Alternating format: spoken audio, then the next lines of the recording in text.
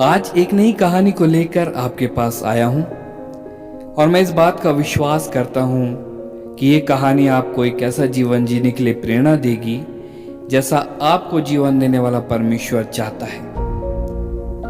एक गांव में दो जुड़वा भाई होते हैं। एक का नाम शिवेक और दूसरे का नाम विवेक होता है। दोनों की शक्ल, कदकाठी, आवाज बिल्कुल एक जैसी ही होती है। यहाँ तक कि कोई भी उनमें अंतर नहीं कर पाता था कि कौन शिवेक है और कौन विवेक। विवेक बहुत ही सच्चा और ईमानदार था, परमेश्वर का भय मानने वाला था, सबसे प्रेम करने वाला, आनंदित रहने वाला, मेल मिलाप का चाहने वाला, धीरज धरने वाला, कृपा करने वाला, भलाई करने वाला, परमेश्वर पर भरोसा रखने वाला, नम्र और संयमी था। मगर शिवेक इसके बिल्कुल अलग था। स्वार्थी, लोभी, डींग मार, अभिमानी, दूसरों की निंदा करने वाला, माता पिता की आज्ञा टालने वाला, मनुष्य और परमेश्वर का उपकार न मानने वाला, अपवित्र जीवन जीने वाला, दया न करने वाला, क्षमा न करने वाला, दूसरों पर दोष लगाने वाला, असंयमी, कठोर, भले का बैरी, विश्वासघाती, ढीठ और घमंडी था। और परमेश्वर का नहीं वरन सुख विलास ही का चाहने वाला था। वो भक्ति का भेष तो धरता था मगर परमेश्वर की शक्ति को नहीं मानता था। विवेक जो अपने भाई की सब बुराइयों के बावजूद भी उससे बहुत प्यार करता था, अक्सर अपने भाई शिवेक को समझाता रहता कि अपने बुरे स्वभाव से बदल जाए, अपने मन को बुरे कामों से फिरा ले, मगर शिवेक कभी नहीं सुनता।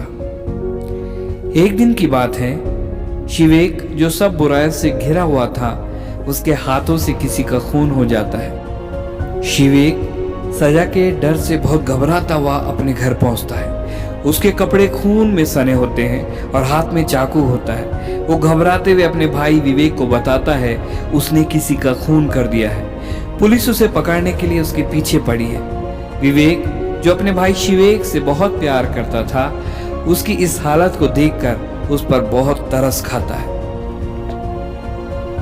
वो उसे बचाने के लिए जल्दी से उसे साफ करता है, उसे अपने कपड़े पहनाकर खुद उसके खून से सने कपड़े पहन लेता है। उसका चाकू अपने हाथ में पकड़ लेता है और उसे अंदर वाले कमरे में छिपा देता है। जब पुलिस शिवेक को खोजती हुई उनके घर पहुंची तो विवेक को खूनी समझकर उसे पकड़कर ले जाती है।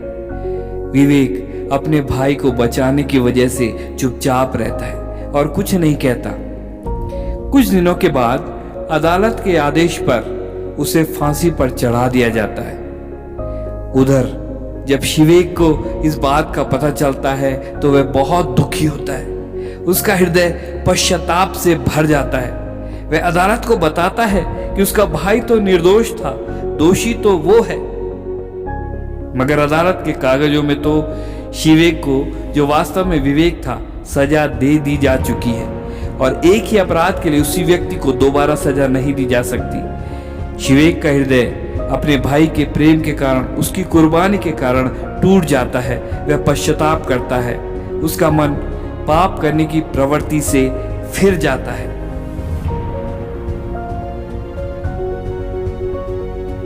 और अब वह बिल्कुल वैसा ही जीवन जीने लगता है जैसा उसका भाई विवेक जीता था, क्योंकि वह जान गया था कि मैं जो जीवन जी रहा हूं वह मेरा नहीं वरन विवेक का है, जिसने शिवेक के गुनाह के बदले में अपनी जान दे दी। अब पुराना शिवेक मर गया और विवेक उसके अंदर जी उठा। उसका संपूर्ण जीवन बदल गया।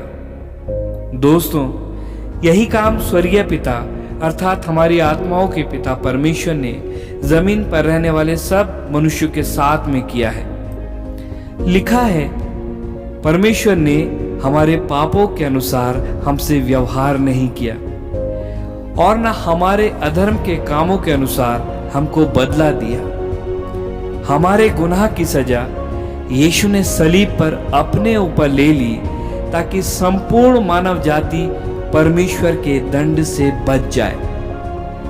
जैसे विवेक ने शिवेक की सजा अपने ऊपर ले ली, वैसे ही यीशु ने आपका और मेरा दंड अपने ऊपर ले लिया।